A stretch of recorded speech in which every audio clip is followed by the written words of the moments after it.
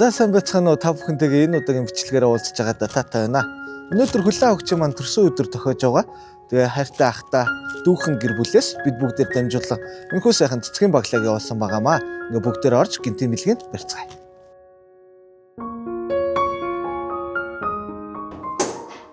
Яасан минута. За манайхын цэцэг мэдлэгийн компаниас явж байгаа. За юуны өмнө тань төрсөн өдрийн баярын мэнд хүргэе. За тэгээд танд энэхүү цэцгийг за бэлгэний амтаар. За бас нэг мэдлэгийн амтаар явуулсан баг. Сая ер нь хинээс гэж бодож байна. Дүүнэр юм шиг. Дүүнэр. За би танд явуулсан захидлыг эхлээд уншаад өгье. Тэгээ хоёул хинээс вэ гэдэг юм дээ. Аав минь оронд аав болсон сайхан ахта төрсөн өдрийн баярын мэнд хүргье. Үргэлж түшиг тулгуур болдог ахта зүрх сэтгэлийнхээ гүнээс талархаж явдаг шүү.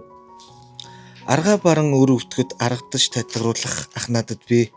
Айхтар өвдөж шаналхад асарч инрэх ах надад би. Айж түгшгэд минь илгэндээ наах ах надад би. Азтай оддоо явхад баярлаж багтах ах надад би. Бардам давлуу явхад ухаанаараа дарах ах надад би. Тандаа хязгааргүй хайртай шүү. Батгүйгийн гэр бүл хэсгэсэн баг.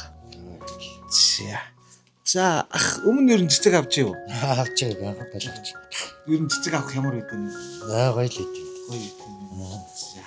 Тэгээд бас харти дүүнээс нэг цэцгийн баглаа явуулсан байгаа.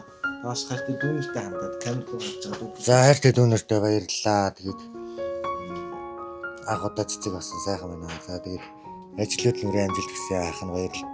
Дүүнэртэй хайртай шүүлгчлээ та.